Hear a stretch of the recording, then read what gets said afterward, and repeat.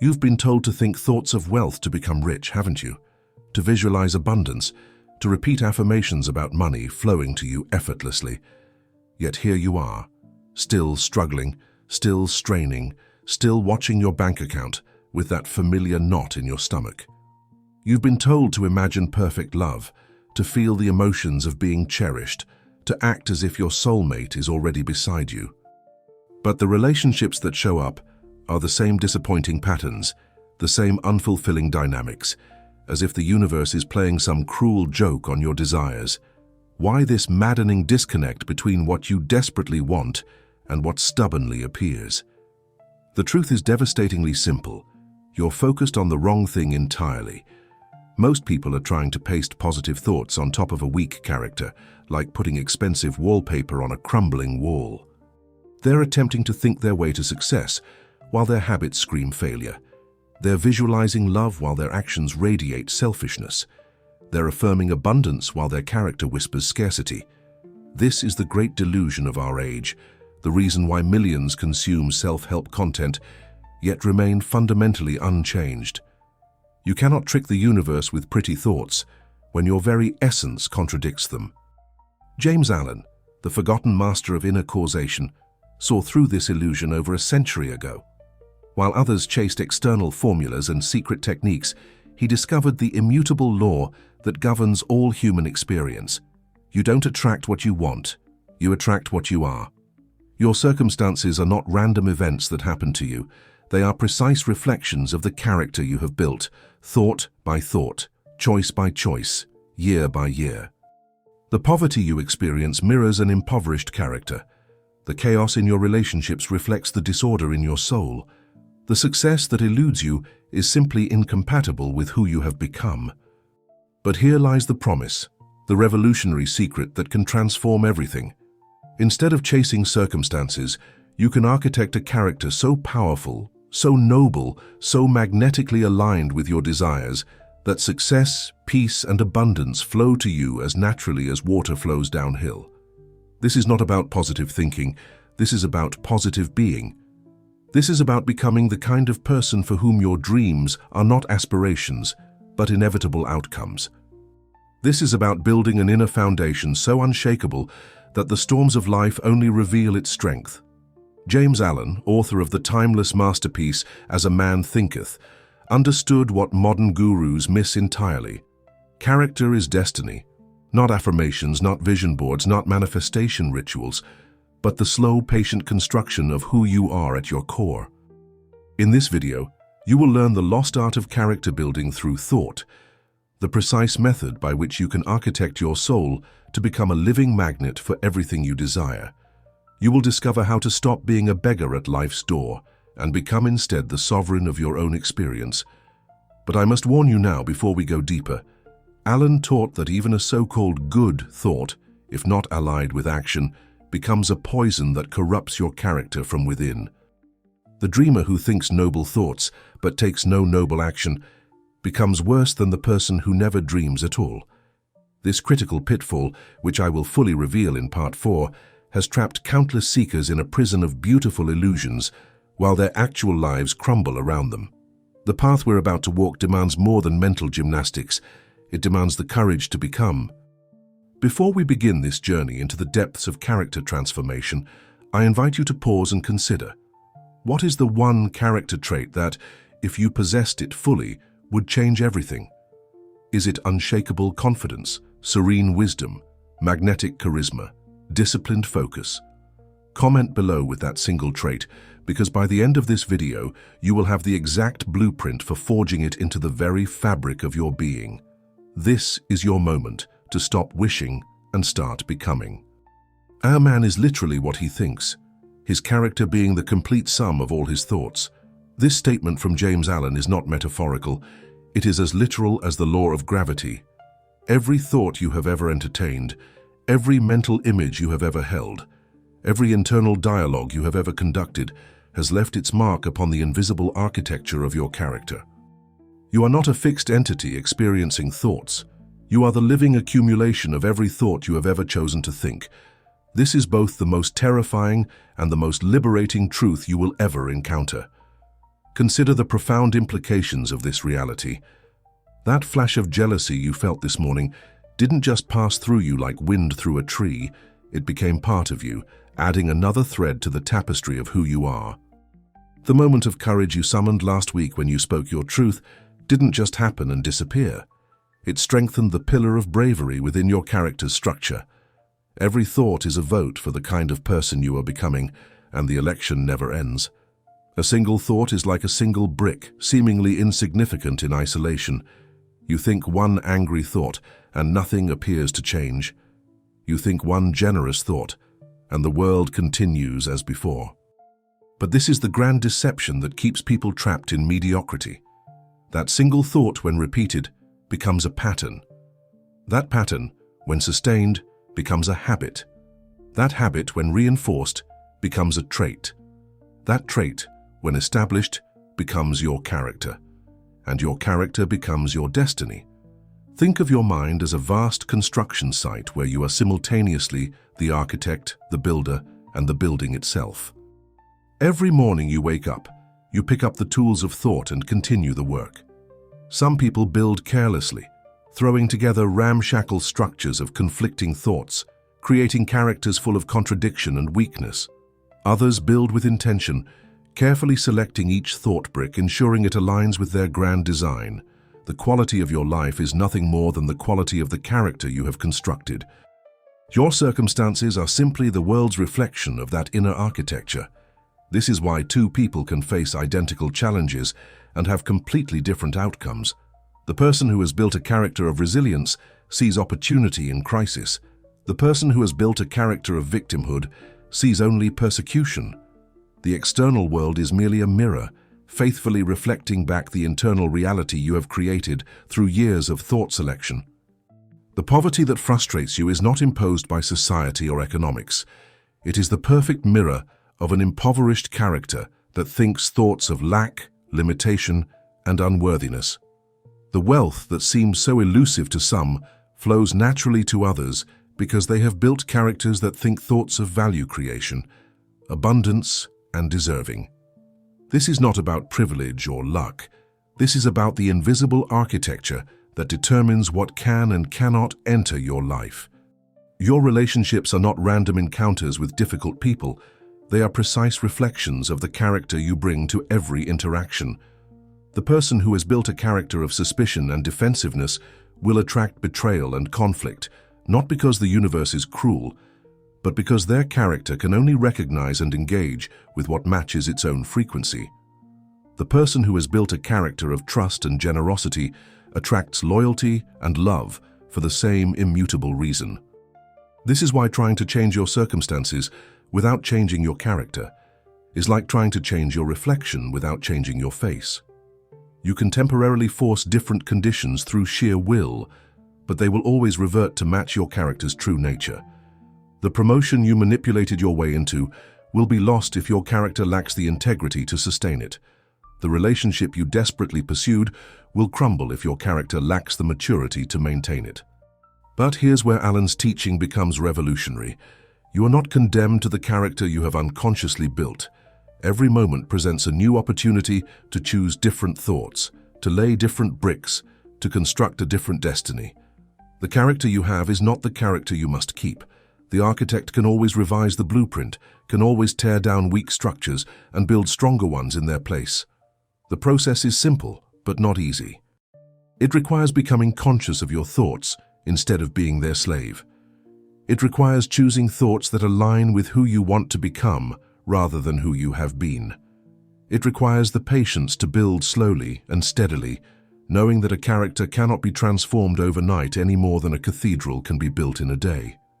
But with each deliberately chosen thought, you are literally reconstructing yourself from the inside out. Most people live their entire lives never realizing they have this power. They blame circumstances, other people, fate, or God for their struggles, never recognizing that they are living in a prison of their own construction, built thought by thought over years of unconscious mental activity. They are like sleepwalkers on a construction site, building chaotically in their sleep, then waking to wonder why their life is such a mess. But you are waking up now. You are beginning to see that every thought matters, that every mental choice is a creative act, that you are not a victim of your thoughts, but their master. You are understanding that the quality of your character determines the quality of your life with mathematical precision.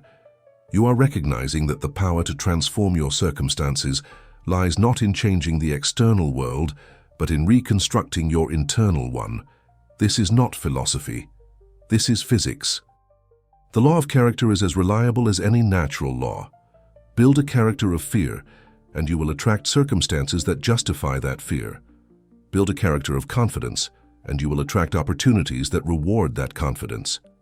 Build a character of love, and you will attract relationships that reflect that love. The universe is not playing favorites. It is simply responding to who you are with perfect fidelity. The question now becomes, what kind of character are you willing to build? Not what kind of life do you want, but who are you willing to become? Because once you become the right person, the right life follows as surely as shadow follows form. This is the secret that Alan discovered, the truth that transforms everything. You are not trying to get something from life. You are revealing who you are to life, and life responds accordingly. Imagine yourself as a sculptor, standing before a massive block of pristine marble. Your mind is the chisel, and every thought you think is a strike against that raw stone of your soul. A fleeting, angry thought might make only a small nick, barely visible to the naked eye. But a habitual pattern of courageous thinking carves deep, heroic features that define the entire sculpture. Over the span of your lifetime, you are either creating a masterpiece of character that inspires all who encounter it, or you are creating a broken, shapeless mess that reflects the chaos of undisciplined thinking. This is not a metaphor. This is the most literal description of your life's work. Every morning when you wake, you pick up that mental chisel. Every thought you choose to entertain is another strike shaping who you are becoming. The world doesn't reward the raw marble of your potential. It rewards only the finished sculpture of your actual character. This is why two people with identical talents and opportunities can have such vastly different outcomes. One has been a careful sculptor. The other has been swinging wildly, creating nothing but rubble. Consider the precision required in actual sculpture. Michelangelo didn't create David by randomly hitting marble and hoping for the best. He saw the finished form in his mind and then, with infinite patience and skill, removed everything that wasn't David. Similarly, you must see the character you wish to become, and then, thought by thought, remove everything that isn't that character. Every thought of weakness must be chiseled away. Every pattern of fear must be carefully extracted. Every habit of mediocrity must be systematically eliminated. But here's what most people don't understand. The sculpture is alive and constantly changing. Unlike marble, which holds its form once carved, your character is dynamic, always being shaped by your current thoughts. This means that past mistakes haven't ruined the sculpture forever. They've simply created features that can be reformed. It also means that past successes don't guarantee future beauty. Without continued careful sculpting, even the finest features can be worn away by thoughtless thinking. The tragedy is that most people are sculpting in the dark, unaware that they're even holding a chisel. They think their random, reactive thoughts are just passing through their minds like clouds through the sky. They don't realize that each thought is leaving its mark, creating the form that will determine their destiny. They wonder why their lives look the way they do, never connecting the dots between their thoughtless mental activity and their disappointing circumstances. Think about the last time you indulged in self-pity. You probably thought you were just processing or venting, but what you were actually doing was taking your mental chisel and carving deeper grooves of victimhood into your character. Those grooves become channels through which your life force flows, directing your energy toward complaint rather than creation. The more you indulge such thoughts, the deeper these channels become, until victimhood isn't just something you occasionally feel, but something you permanently are. Conversely, consider what happens when you deliberately choose thoughts of gratitude, even when circumstances seem to warrant complaint. You're not just being positive, you're literally sculpting features of appreciation into your character. These features become attractors for more experiences that justify gratitude. The grateful character doesn't have more to be grateful for. They have eyes that can see the gifts that were always there, hands that can receive what was always being offered. This is the unshakable logic that governs human existence. You cannot have what your character cannot hold. You might temporarily acquire wealth, but if your character lacks the features of responsibility and wisdom, that wealth will slip away like water through fingers. You might stumble into a beautiful relationship, but if your character lacks the features of loyalty and emotional maturity, that relationship will crumble like sandcastles before the tide. The world is not cruel or random in its distribution of success and failure. It is responding with perfect precision to the character sculptures we have created. The businessman who builds an empire hasn't just learned strategies and techniques, he has sculpted a character capable of holding an empire. The artist who creates masterpieces hasn't just developed skills. She has sculpted a character through which mastery can flow. The parent who raises remarkable children hasn't just read the right books. They have sculpted a character worthy of emulation. This is why external solutions to internal problems never work. You cannot paper over a poorly sculpted character with achievements or acquisitions. The misshapen sculpture will always show through, will always determine what can stay in your life and what must leave. This is why lottery winners often return to poverty, why forced relationships always fail, why unearned positions lead to inevitable downfall. The sculpture determines what can adhere to your life. But here is the liberation hidden in this logic. You are both the sculptor and the sculpture. You are not waiting for someone else to shape you into something worthy. You are not dependent on circumstances to mold you into success. You hold the chisel. You choose the strikes. You decide what features to carve and what excess to remove. Every moment is an opportunity to improve the sculpture, to add beauty where there was plainness, to add strength where there was weakness. The master sculptors of character understand something crucial. The most important work is done in private, in those countless moments when no one is watching. The thoughts you think when you're alone, the mental patterns you indulge when there's no external accountability, these are the strikes that truly shape the sculpture. Public actions are merely the revelation of private thoughts. The character you display to the world is the inevitable result of the character you've been sculpting in secret. This is why Alan insisted that thought is the master key to life. Not because thoughts magically materialize into things, but because thoughts literally construct the character that determines what things can enter and remain in your experience. You're not trying to think your way to success. You're thinking your way into becoming someone for whom success is natural and inevitable. You're not visualizing love to attract it. You're sculpting yourself into someone capable of recognizing and receiving love. The question that should consume you is not, what do I want, but what kind of sculpture am I creating? Because the sculpture determines everything else. The quality of the marble doesn't matter nearly as much as the skill and intention of the sculptor. You could have the finest raw material, talent, intelligence, opportunity, but if you're a careless sculptor, you'll create only mediocrity. Conversely, you could start with seemingly common marble, but with careful, deliberate sculpting, create something extraordinary. The mindset required for this work is that of a master craftsman approaching their life's masterpiece. You must understand that you are not engaging in a casual self-improvement project or a temporary personal development phase. You are undertaking the most important work any human being can do, the conscious construction of character. This is not about adding a few positive habits or eliminating a few negative ones. This is about becoming the architect of your own soul, the deliberate designer of your destiny.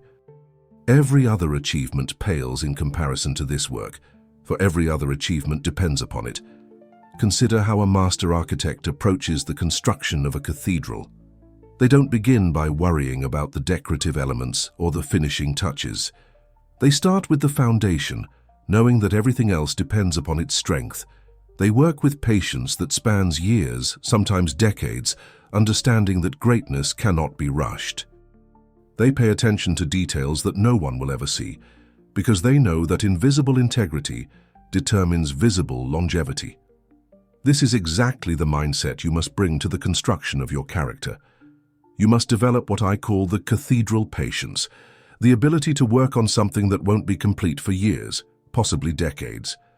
In our instant gratification culture, this seems almost impossible. We want transformation in 21 days, success in 6 months, complete life change in a year. But character is not built on the timeline of our impatience. It is built on the timeline of truth, and truth does not hurry. Every thought you choose is laying a stone that won't reveal its importance until the entire structure is complete. The master craftsman also understands the principle of compound construction. A single stone seems insignificant, but 1,000 stones become a wall. A single wall seems simple, but 4 walls become a shelter. A shelter seems basic, but with continued construction it becomes a cathedral. Similarly, a single thought seems powerless, but repeated thoughts become beliefs. Beliefs become attitudes. Attitudes become character, and character becomes destiny. The craftsman sees not just the stone in hand, but the cathedral it will help create. This requires a fundamental shift in how you view your daily mental activity. Most people see their thoughts as random events that happen to them, like weather passing through their minds. But the craftsman sees each thought as a deliberate choice, a selected stone that will become part of the permanent structure. When you're tempted to indulge in thoughts of resentment, you must ask yourself, do I want this stone in my cathedral? When you're choosing between thoughts of courage or cowardice, you're literally choosing what kind of structure you're building. The inner architect must also understand the law of structural integrity. You cannot build a tower of success on a foundation of dishonesty. You cannot construct chambers of love with stones of selfishness. You cannot create halls of peace with materials of anxiety. The structure will always reflect the materials used in its construction. This is why so many people's lives eventually collapse. They tried to build beautiful facades on rotten foundations, impressive structures with incompatible materials. You must become ruthlessly honest about the current state of your construction. What have you been building up to this point? What kind of foundation have you laid? What materials have you been using? This assessment isn't about judgment or self-condemnation. It's about accurate architectural analysis. You cannot build effectively from where you wish you were. You must build from where you actually are. The master craftsman doesn't pretend the foundation is stronger than it is. They strengthen it before building higher. The patience required for this work will test you in ways you cannot imagine. You will lay stones of courage for weeks and still feel afraid. You will build walls of discipline for months and still struggle with consistency. You will construct rooms of wisdom for years and still make foolish mistakes. This is not failure. This is the natural timeline of construction. The cathedral doesn't suddenly appear. It slowly emerges, stone by stone, day by day, year by year, until one day you realize you're living in a masterpiece. But here's what separates the master craftsman from the amateur. The professional works regardless of feeling. The amateur builds only when inspired, only when motivated, only when the conditions are perfect. The master shows up every day, selects the thoughts, lays the stones, whether they feel like it or not. They understand that consistency of construction matters more than intensity of effort.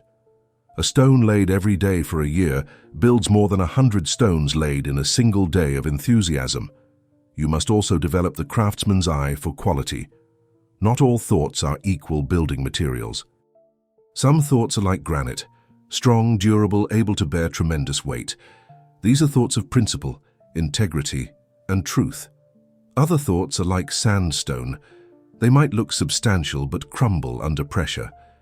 These are thoughts based on ego, appearance, and external validation. The master craftsman learns to recognize quality materials instantly and rejects inferior ones regardless of how appealing they might appear. The work requires solitude and silence.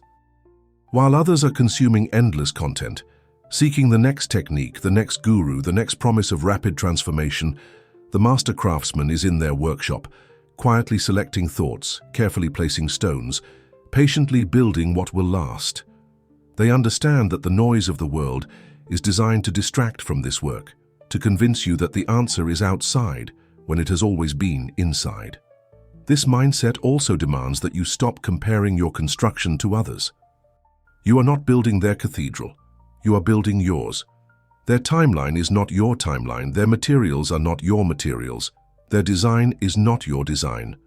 The master craftsman is too absorbed in their own work to worry about what others are building. They understand that comparison is the thief of craftsmanship, turning sacred work into common competition. You must embrace what seems like slowness. In a world that celebrates overnight success and instant transformation, the patient construction of character seems almost archaic. But consider this. Every quick-built structure eventually collapses, while carefully constructed cathedrals stand for centuries. Every rapid transformation eventually reverses, while slowly built character endures for a lifetime. The very slowness that frustrates you is what ensures permanence. The master craftsman also understands the principle of selective destruction. Sometimes, you must tear down what you've poorly built before you can build something better. This isn't failure, it's wisdom. If you've built aspects of your character on false foundations, those sections must be demolished and rebuilt. This takes tremendous courage to admit that years of construction were misdirected, to tear down what seemed like progress, to start again with better understanding.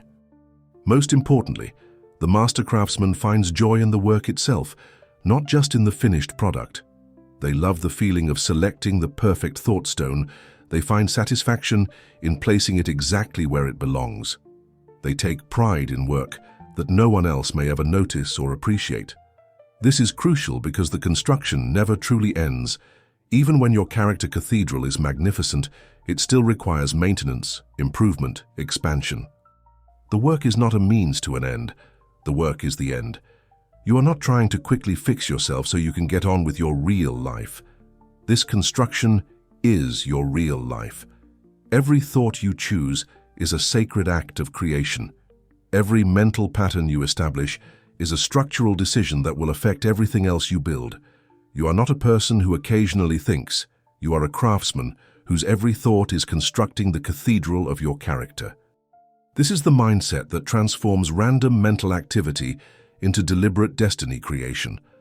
The world needs more master craftsmen of character.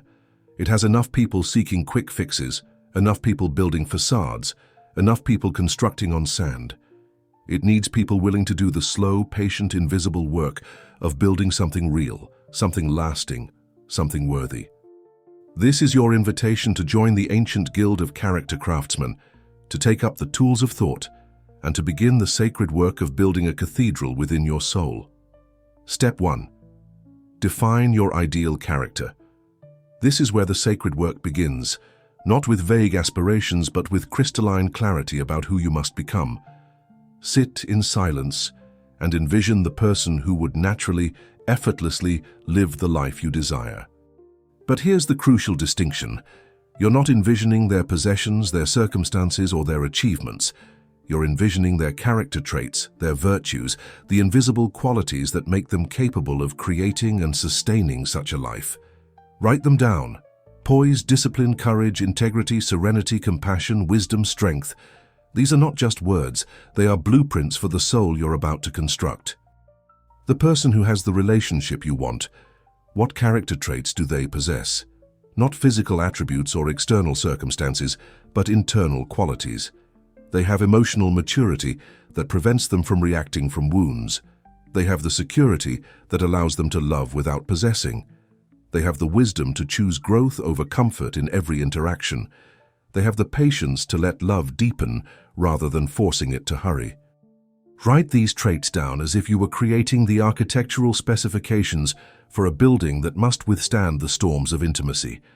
The person who has the financial abundance you seek. Who are they at their core?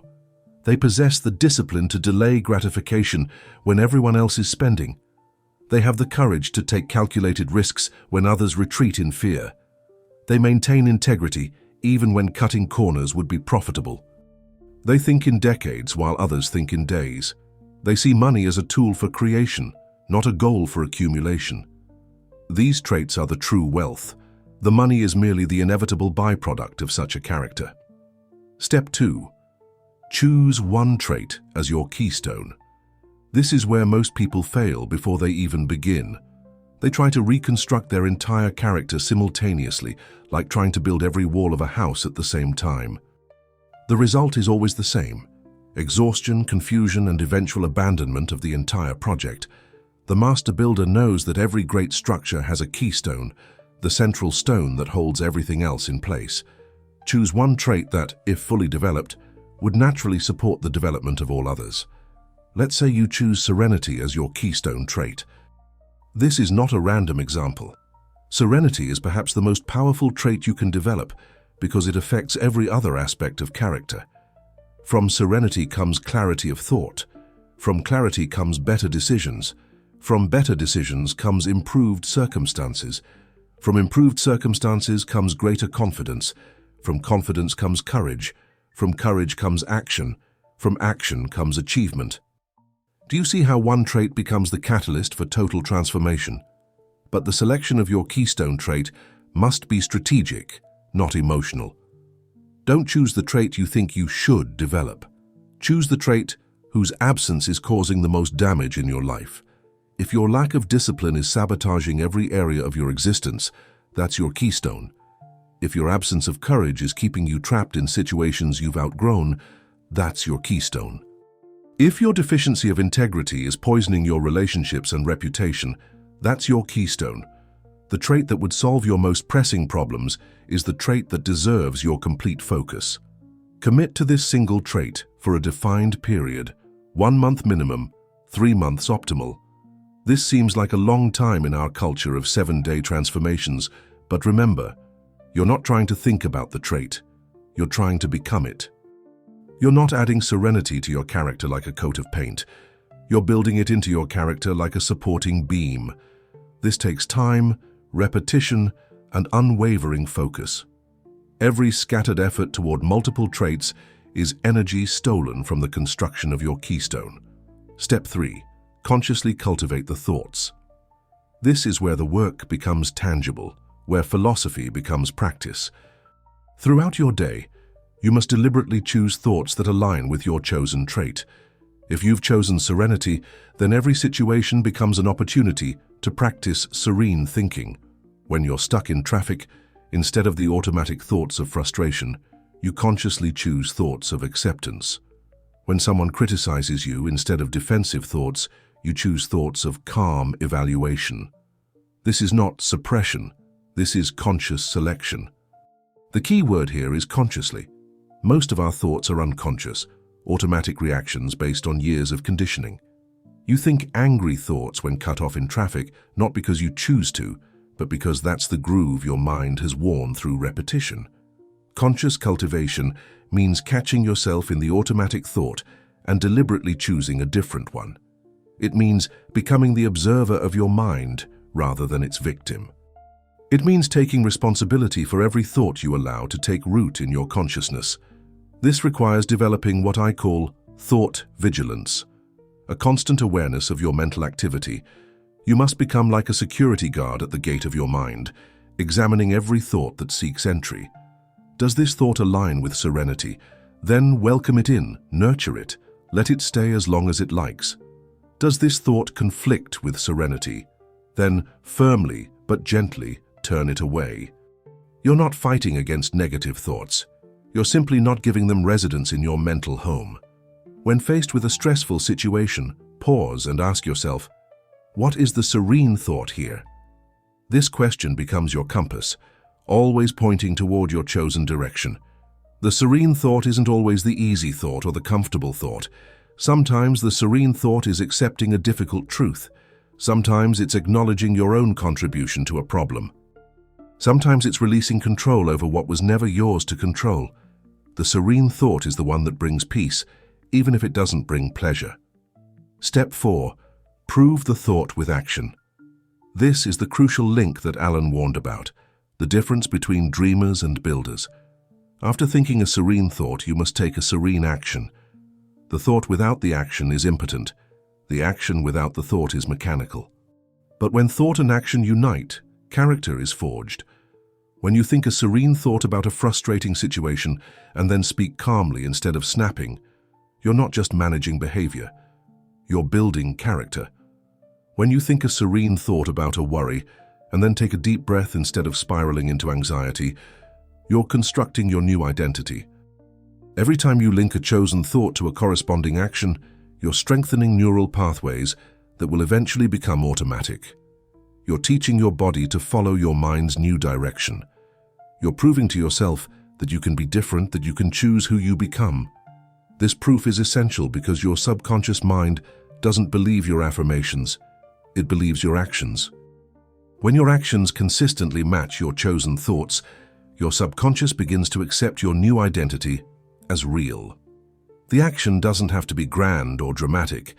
If you're building courage, the action might be simply making eye contact when you usually look away. If you're building discipline, the action might be closing your laptop at the designated time. If you're building compassion, the action might be listening without interrupting. Small actions aligned with chosen thoughts create more character change than grand gestures divorced from mental intention. The post technique. At the end of each day, conduct what I call the architect's review. Sit quietly and review your construction work. Where did you successfully think and act in alignment with your chosen trait? Celebrate these moments without ego, simply acknowledging successful construction. Where did you fail to maintain alignment? Observe these moments without judgment, like an architect noting where the blueprint wasn't followed. This review is not about self-congratulation or self-condemnation. It's about accurate assessment and continuous improvement. During this review, you might notice patterns. Perhaps you maintain your chosen trait easily in the morning, but lose it by afternoon. Perhaps you can think serene thoughts at work, but not at home. Perhaps you can act with discipline in public, but not in private. These patterns are valuable intelligence, showing you where your construction is strong and where it needs reinforcement. Tomorrow's work can then be more targeted, focusing on the weak points in your character structure. This daily review also serves another crucial function. It makes your character construction conscious and deliberate. Most people drift through life never examining their thoughts or their actions, never connecting the two, never understanding why their character remains unchanged despite their desires for transformation. The daily review ensures that you remain awake to your own construction process, that you see clearly what you're building and how you're building it. The fatal mistake. Number 1, and this is the revelation I warned you about at the beginning, is becoming what Alan called the righteous dreamer.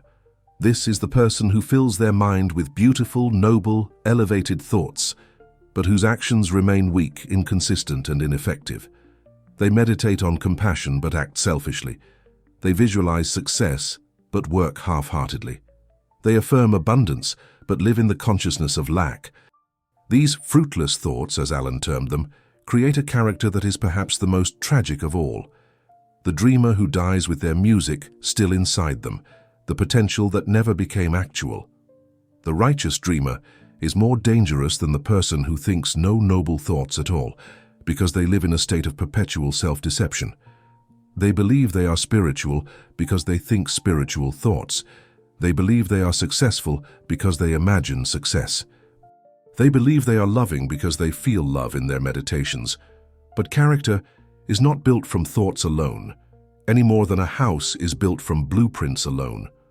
Without the marriage of thought and action, you create a character that is all imagination and no substance, all potential and no power.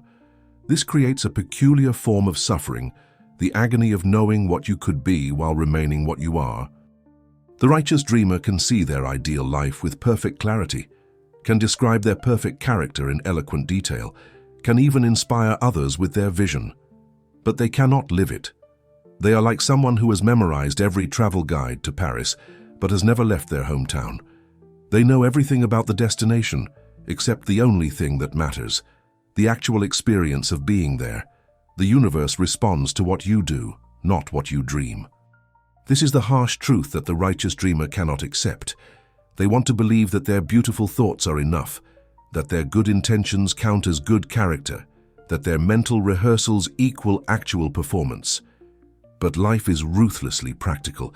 It rewards the character who thinks ordinary thoughts but takes extraordinary action over the character who thinks extraordinary thoughts but takes ordinary action.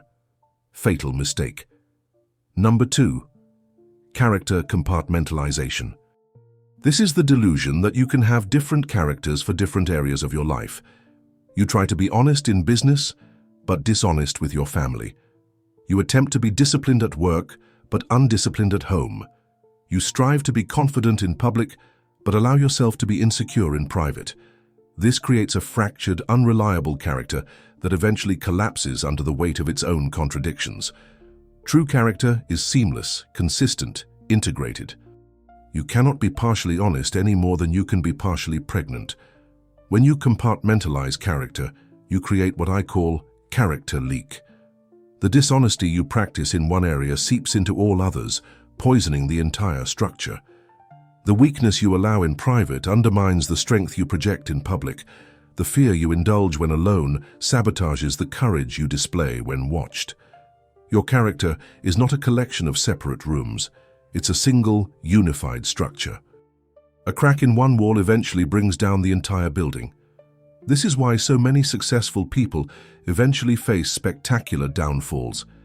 They built impressive public characters while neglecting their private ones. They were giants in the boardroom, but children in their personal relationships. They commanded respect from thousands, but couldn't maintain the trust of their own families. The compartmentalized character always reveals itself eventually, usually at the moment when character matters most. The person of integrated character, conversely, has tremendous power because they have no hidden weaknesses. They are the same person in the darkness as they are in the light. They treat the janitor with the same respect they show the CEO. They maintain their principles, whether they're being rewarded or punished for them. This consistency creates a character of such strength that it becomes unshakable, because there are no secret cracks where pressure can break it apart. Fatal mistake. Number 3, fighting your flaws. This seems counterintuitive, but trying to forcibly suppress negative character traits only gives them more energy. When you declare war on your anger, you feed it with the energy of resistance. When you battle against your fear, you strengthen it with attention. When you fight your weaknesses, you become obsessed with them, and what you focus on grows. This is the trap that catches most people who attempt character transformation. They become so fixated on what they're trying to eliminate that they have no energy left for what they're trying to build. The correct method is what I call gentle redirection. Instead of fighting anger, you build serenity. Instead of battling fear, you construct courage. Instead of warring against weakness, you develop strength.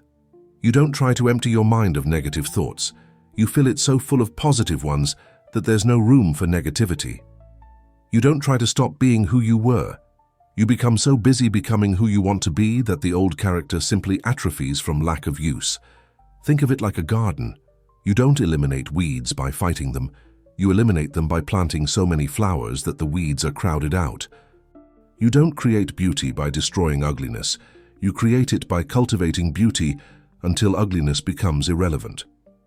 The master gardener doesn't waste energy pulling every weed. They focus on nurturing the plants they want to flourish. Similarly, the architect of character doesn't exhaust themselves fighting every flaw. They invest their energy in building virtues. This principle extends to how you think about your past mistakes and current limitations. The person who constantly berates themselves for their flaws is not building character. They're reinforcing the very traits they claim to want to change. Every time you tell yourself, "I'm so undisciplined," you're laying another brick in the wall of undiscipline. Every time you think, "I'm not good enough," you're strengthening the character of inadequacy. The thoughts you think about yourself become the self you think into being. James Allen's profound statement deserves your complete attention. As he thinks, so he is. As he continues to think, so he remains.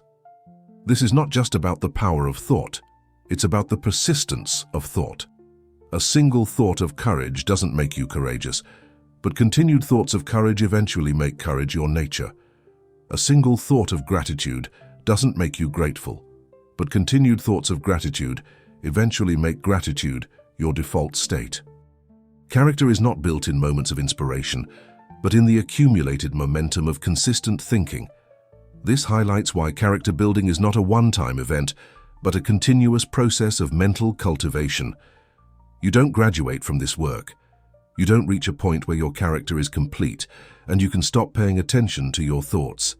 The moment you stop consciously choosing your thoughts, you begin unconsciously reinforcing old patterns. The moment you stop building your character, it begins deteriorating. This is not a burden, it's the price of consciousness, the responsibility that comes with the power to choose who you become. The master understands that character building is like physical fitness.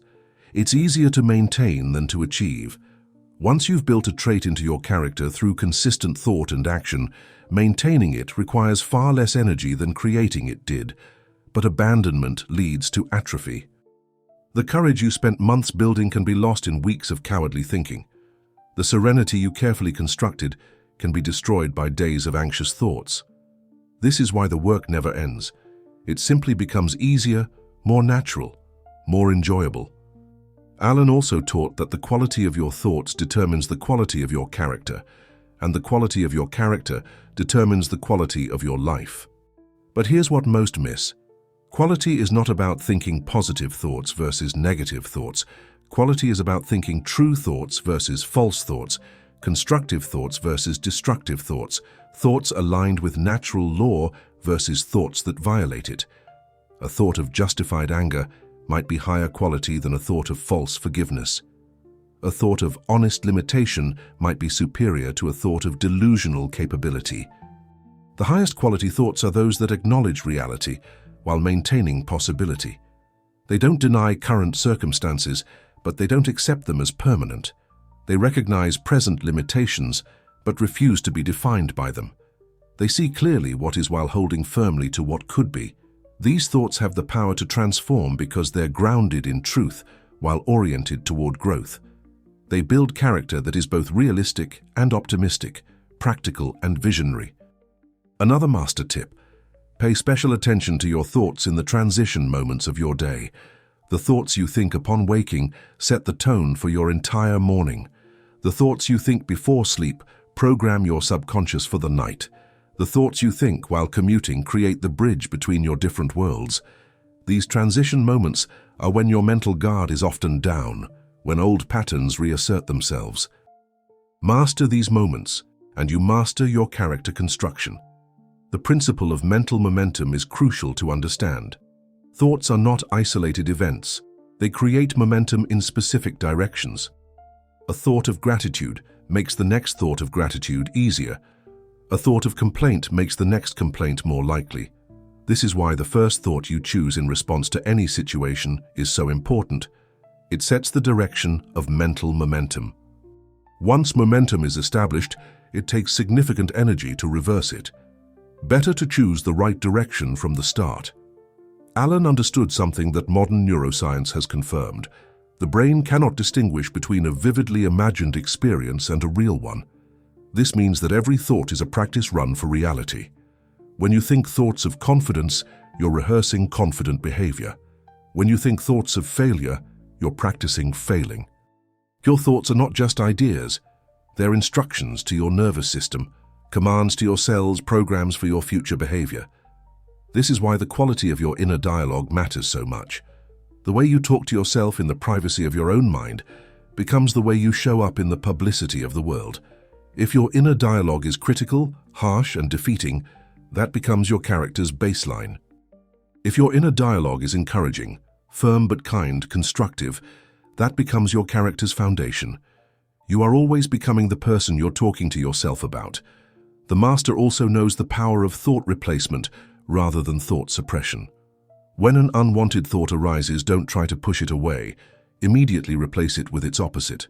When fear arises, immediately think a thought of courage. When lack arises, immediately think a thought of abundance. When hatred arises, immediately think a thought of love. This is not denial, it's conscious choice. You're not pretending the first thought didn't arise. You're choosing not to let it take residence. Finally, Alan taught that circumstances don't make character, they reveal it. But here's the deeper teaching. Circumstances also develop character when you use them consciously. Every difficult situation is an opportunity to build strength. Every temptation is a chance to build integrity. Every conflict is an invitation to build wisdom. The very circumstances you wish you could avoid are the ones that offer the greatest opportunity for character construction. The master doesn't seek easy circumstances. They seek circumstances that will demand their best. The timeless wisdom that James Allen articulated over a century ago has been validated by modern psychological science in ways that would have seemed miraculous to his generation. The field of positive psychology, pioneered by researchers like Martin Seligman, has scientifically proven what Allen knew intuitively. Character strengths are the foundation of human flourishing. The VIA Character Strengths Framework, developed through rigorous research involving millions of people across cultures, identifies 24 character strengths organized under 6 core virtues: wisdom, courage, humanity, justice, temperance, and transcendence. These are not arbitrary categories. They are universal human capacities that, when developed, lead directly to increased life satisfaction, better relationships, and greater achievement. What science calls character strengths, Allen called thought-built virtues. What researchers measure as well-being, Allen described as harmony with natural law. The convergence is remarkable. Studies have shown that people who consciously develop their character strengths experience what psychologists call authentic happiness, not the fleeting pleasure of acquisition or achievement, but the deep satisfaction of becoming who they're meant to be. This is exactly what Allen meant when he wrote that circumstances are the means by which man receives his own. The research on neuroplasticity has provided the biological explanation for what Allen understood philosophically. Every thought literally reshapes your brain. When you repeatedly think thoughts of courage, you strengthen the neural pathways associated with courageous behavior. When you consistently pair those thoughts with actions, you create what neuroscientists call long-term potentiation, permanent changes in your brain structure. You are not metaphorically rewiring yourself. You are literally reconstructing your neural architecture with every thought you choose to think. Consider the research on gratitude, one of the character strengths most studied by science. People who regularly practice gratitude, not just feeling grateful, but actively thinking grateful thoughts and expressing them through action, show measurable changes in brain structure. Their left prefrontal cortex, associated with positive emotions and executive function, becomes more active. Their stress hormones decrease. Their immune function improves. Their relationships strengthen. Their performance increases, all from consciously choosing thoughts of appreciation rather than thoughts of lack. The science of cognitive behavioral therapy has demonstrated that changing thoughts changes emotions, and changing emotions changes behavior, and changing behavior changes life outcomes. This is the exact sequence Allen described. But here's what the research also shows. The process works in reverse. When you change your behavior, it influences your emotions. When you change your emotions, it affects your thoughts. This is why Allen insisted on the marriage of thought and action. They create a virtuous cycle, each reinforcing the other, until the new pattern becomes your new nature. Studies on what psychologists call character priming show that simply thinking about a virtue makes you more likely to embody it. When research subjects are asked to think about times they were courageous, they subsequently behave more courageously in challenging tasks. When they're prompted to recall acts of kindness, they become more generous in their interactions. This isn't motivation or inspiration. It's activation of dormant character potential through the power of directed thought. The research on implementation intentions validates Allen's method of conscious thought cultivation.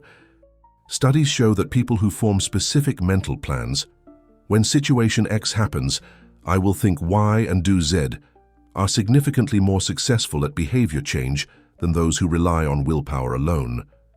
This is exactly what you're doing when you ask, what is the serene thought here? You're creating an implementation intention that bridges the gap between desire and action. The field of positive psychology has also validated what Allen knew about character integration. Research on what's called values-behavior consistency shows that people whose actions align with their stated values experience greater well-being, better health outcomes, and more success in their endeavors. But here's the crucial finding. It's not enough to have values, you must live them. The person who values honesty but lies suffers more psychological distress than the person who doesn't claim to value honesty at all. Neuroscience research on mirror neurons explains why character is contagious. When you embody a strong character trait, the mirror neurons of people around you literally fire as if they were embodying that trait themselves. Your courage makes others more courageous. Your serenity makes others more serene. Your integrity calls forth integrity in those you encounter. This is why Alan said that the strong, calm person is always loved and revered. They literally elevate the character of everyone around them. The research on post-traumatic growth provides scientific support for Alan's teaching that circumstances develop character. Studies show that people who face challenges while maintaining conscious awareness and intentional meaning-making don't just recover, they grow. They develop what researchers call stress-related growth, increased appreciation for life, deeper relationships, greater personal strength, and enhanced spiritual development. The very difficulties that could destroy character become the catalyst for character transformation. Studies on grit by psychologist Angela Duckworth demonstrate that character strength predicts success better than talent, intelligence, or circumstances. Grit, defined as perseverance and passion for long-term goals, is essentially what Alan called steadfastness of thought. People with grit don't just work hard, they maintain consistent thought patterns oriented toward their objectives despite setbacks. They prove that character, not capability, determines achievement. The science of flow states, researched by Mihaly Csikszentmihalyi, reveals what happens when thought and action achieve perfect unity. In flow, self-consciousness disappears, time distorts, and performance reaches its peak. This is the state Alan described when thought and action are so aligned that effort becomes effortless. It's not a mystical experience, it's the natural result of character alignment, when who you are matches what you're doing. Research on self-concordant goals shows that people who pursue objectives aligned with their character are not only more likely to achieve them, but also experience greater satisfaction when they do. This validates Alan's teaching that you must become the person capable of living your desired life, not just achieve the external markers of that life. The achievement without the character development feels empty. The character development makes the achievement inevitable. The emerging field of prospective psychology studies how our thoughts about the future shape our present reality. Researchers have found that people who can vividly imagine their future selves make better decisions in the present. This is exactly what you're doing when you define your ideal character. You're creating what scientists call a possible self that guides your current choices. The clearer your vision of who you're becoming, the more likely you are to make choices that support that becoming. The research on meaning-making shows that people who can find purpose in their struggles, who can see character development in their challenges, experience what psychologists call eudaimonic well-being, the happiness that comes from living according to your highest potential. This is different from hedonic well-being, the pleasure that comes from getting what you want. Eudaimonic well-being is what Alan promised, not a life free from challenge, but a character capable of transforming any challenge into growth. Finally, longitudinal studies following people across decades have shown that character development is one of the few factors that correlates with life satisfaction in old age. Not wealth, not achievements, not even relationships, although character influences all of these. The people who report the greatest life satisfaction are those who feel they've become who they were meant to be. They may not have achieved everything they wanted, but they achieved something far more valuable. They built a character they can respect. History provides us with the perfect validation of these principles in the figure of Marcus Aurelius, the Roman emperor, who ruled from 161 to 180 AD. Here was a man who possessed absolute power in the ancient world, who could have indulged any desire, who faced no external accountability for his actions.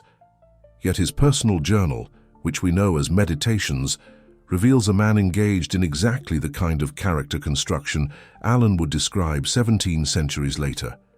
Every entry shows Marcus working on his thoughts, choosing his mental responses, building his character with the patience of a master craftsman. Marcus didn't become legendary because he was emperor. Rome had many emperors, most forgotten by history. He became immortal because of his character, because he used his circumstances, including plague, war, betrayal, and the constant temptations of absolute power, as opportunities to build virtue. His journal shows him repeatedly catching his automatic thoughts and consciously choosing better ones. When faced with difficult people, he reminds himself to think thoughts of patience. When confronted with tragedy, he chooses thoughts of acceptance. When tempted by comfort, he selects thoughts of duty. What makes Marcus's example so powerful is that we can see his method. He writes to himself, "Say to yourself in the early morning, I shall meet today ungrateful, violent, treacherous, envious, uncharitable men." This isn't pessimism, it's preparation. He's pre-selecting his thoughts, deciding in advance how his character will respond to predictable challenges. He's not hoping to maintain his composure, he's architecting it through deliberate mental preparation. Consider a modern example, the entrepreneur who built a billion-dollar company not through aggressive tactics or brilliant strategy, but through relentless character development. She started with nothing but a clear vision of who she needed to become.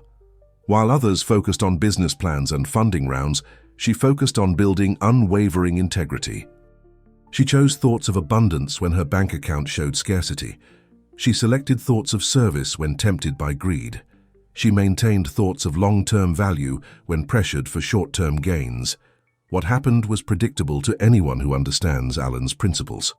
Customers began to trust her implicitly because her character radiated reliability. Investors sought her out because her integrity made her a safe steward of capital. Talented people wanted to work for her because her character created a culture of growth. The business success that looked like luck or genius to outsiders was simply the inevitable result of character magnetism. She didn't chase success, she became someone success couldn't avoid. Or consider the teacher in an underfunded inner-city school who transforms the lives of students everyone else has written off. She doesn't have better resources or smaller classes or more support. What she has is character, built thought by thought, choice by choice over years of conscious cultivation. She thinks thoughts of possibility when facing seemingly impossible students. She chooses thoughts of patience when confronted with defiance. She maintains thoughts of love when met with hostility.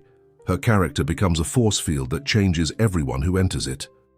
Students who have never experienced consistent, principled care suddenly find themselves in the presence of unshakable character.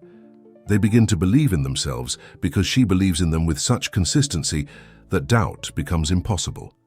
Her classroom becomes a laboratory of transformation, not because of her teaching methods, but because of her character methodology. The students don't just learn subjects, they absorb character through proximity to hers. Think about the recovering addict, who hasn't just stopped using substances, but has built an entirely new character. For years, their thoughts were dominated by craving, escape, and self-destruction. But through the patient work of thought-by-thought reconstruction, they've built a character of service, honesty, and strength. They now sponsor others in recovery, not from a place of superiority, but from the humble recognition that maintaining their character requires constant construction. Every day they choose thoughts of gratitude over thoughts of self-pity. They select thoughts of service over thoughts of selfishness. They maintain thoughts of progress over thoughts of perfection. Their recovery isn't about not using drugs. It's about becoming someone for whom drugs are incompatible with their character. The substance abuse was just a symptom. The character transformation is the cure. Consider the single parent who raises remarkable children despite overwhelming challenges. They don't have the resources of two-parent households, the time of stay-at-home parents, or the money for every opportunity. But they have something more valuable, character, that their children can model. Every day, despite exhaustion, they choose thoughts of possibility for their family. Despite financial pressure, they maintain thoughts of abundance. Despite doing it alone, they think thoughts of gratitude rather than resentment. Their children absorb this character like plants absorb sunlight. They learn that circumstances don't determine character, that challenges develop strength, that thoughts determine destiny. These children often achieve more than peers from better circumstances because they've inherited something more valuable than money or connections. They've inherited the blueprint for character construction, The social proof extends to entire cultures that have emphasized character development. The Japanese concept of kaizen, continuous improvement through small daily actions, is essentially character building applied to entire organizations. Companies that embrace this philosophy don't just improve their products, they improve the character of every employee. The result is not just business success, but the creation of institutions that endure for generations. The ultimate life hack is not a technique, a technology, or a strategy. It is the recognition that character is the master key to existence. When you focus on building character, you stop playing the exhausting game of chasing effects and start operating from the causal plane of reality. You become like a programmer who stops trying to fix bugs in the output and instead rewrites the source code. Everything changes because you've changed the thing that creates everything. The circumstances you've been desperately trying to manipulate suddenly begin reorganizing themselves to match your new character frequency. This is the synthesis of everything Alan taught, everything you've learned.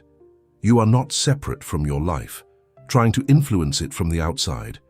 You are the generator of your life, creating it from the inside out. Your character is the invisible template that determines what can and cannot manifest in your experience. When you upgrade your character, you upgrade your entire reality. When you become the right person, the right life assembles itself around you with no effort beyond the effort of becoming. The power of this approach is that it works regardless of current circumstances. The person in poverty who builds a character of abundance will find opportunities appearing that were always there, but previously invisible. The person in isolation who builds a character of love will discover relationships forming that were always possible, but previously inaccessible. The person in chaos who builds a character of peace will experience order emerging not because the world has changed, but because their character now commands order from chaos. This is not magical thinking. This is practical metaphysics. Your character operates like a tuning fork, resonating at a specific frequency and causing everything around you to harmonize with that frequency. Build a character of fear, and you'll find evidence of danger everywhere.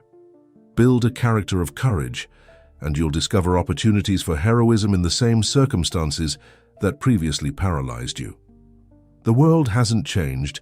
Your character has changed what you're capable of perceiving and receiving from the world. When you become the right person, the right circumstances, people, and opportunities appear with no strain because there is no longer any resistance between who you are and what you're attracting. The struggle ends, the forcing stops, the desperate seeking ceases. You are no longer trying to get something from life. You are allowing life to respond to who you've become. This is the difference between pursuit and magnetism, between chasing and commanding, between wanting and being. Stop asking the universe for things. This is the message that changes everything, the truth that sets you free from the endless cycle of wanting and not having. Stop sending out requests for circumstances to change, for people to appear, for opportunities to manifest. The universe is not a catalogue from which you order your desires. It is a mirror that reflects your character. Stop asking for what you want and start asking yourself the only question that matters: who must I become? The prize you seek is not floating somewhere in the cosmic void waiting to be attracted. It is a reflection of a character yet to be built within you. Every desire you have is actually a call to character development. You don't really want money. You want to become someone capable of creating and managing wealth. You don't really want a relationship. You want to become someone capable of loving and being loved. You don't really want success. You want to become someone for whom success is a natural expression. When you understand this, everything shifts. You stop being a beggar at life's door and become the architect of your own transformation. Pick up the chisel of your thought. This is your tool, your power, your sacred responsibility. Every thought you think is a strike against the marble of your soul, shaping who you're becoming. You've been given the same tool that Marcus Aurelius used, that every great character throughout history has used. The chisel doesn't care about your past, your circumstances, or your limitations. It only cares about the next strike, the next thought, the next choice. The masterpiece you are here to sculpt is yourself, and no one else can wield your chisel. The world is desperately waiting for what you could become. Not what you could achieve or accumulate or accomplish, but who you could become. There is a character that only you can build, a unique expression of human possibility that only you can manifest. Every moment you delay this work, you deprive the world of the gift of your fully realized character. Every thought you waste on complaint or comparison is a strike that could have been shaping something magnificent. You have been seeking your purpose, your calling, your reason for being. Here it is. You are here to build a character that has never existed before and will never exist again. You are here to take the raw material of your humanity and transform it into something worthy of admiration. Something that inspires others to pick up their own chisels. You are here to prove that circumstances don't determine character, that anyone, regardless of their starting point, can build something beautiful with their thoughts. The time for excuses has ended. You now know the law, the method, the examples, the validation. You know that thoughts build character, and character determines destiny.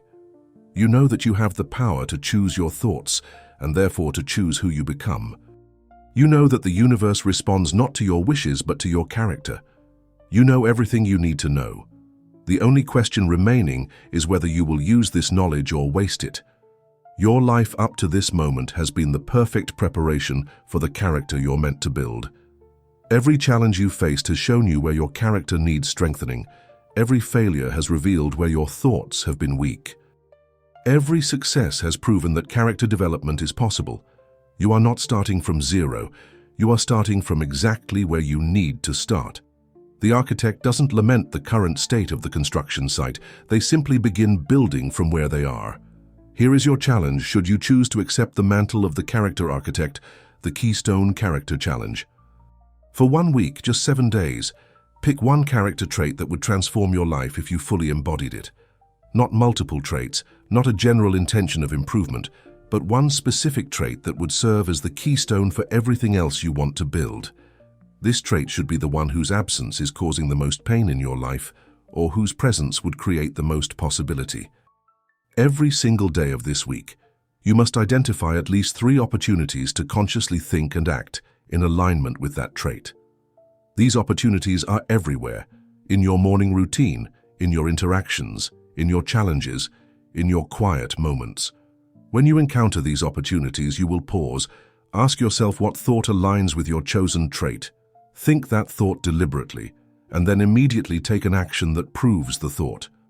You will not just think about courage, you will think courageously and act courageously. You will not just consider discipline, you will think disciplined thoughts and take disciplined actions. On day 1, comment below with your chosen trait. Make it public, make it real, make it a commitment that others can witness. This is not about accountability to others, it's about the power of declaration. When you publicly state your intention to build a specific aspect of character, you set forces in motion that private intentions cannot access. You signal to your own subconscious that this is serious, that this is real, that this is happening. On day 7, return and share the internal shift you experienced, not the external results, those will come later, but the internal transformation. How did it feel to consciously choose your thoughts for 7 days? What did you discover about your current character? What did you learn about the power you possess? What surprised you about the process? Your testimony will inspire others to pick up their own chisels, to begin their own construction. But here's the deeper challenge. Don't stop at 7 days. The week is just to prove to yourself that you can do this, that you have the power to consciously build character. Once you've proven it, continue. Move from a week to a month, from a month to a quarter, from a quarter to a year, from a year to a lifetime. Make character construction not something you do, but something you are. Become a living testament to the power of thought-built character. If you are ready to become the architect of your soul, if you are ready to stop wishing and start building, if you are ready to discover who you could become when you take full responsibility for your thoughts, then subscribe to the Master's Legacy. This is not just another channel offering quick fixes and false promises. This is a gathering place for serious students of character, for those who understand that the greatest work is the inner work, for those who are ready to build foundations that can hold the weight of their dreams. Join us and become part of a movement that is quietly transforming the world one character at a time. It is time to build a foundation that can hold the weight of your dreams.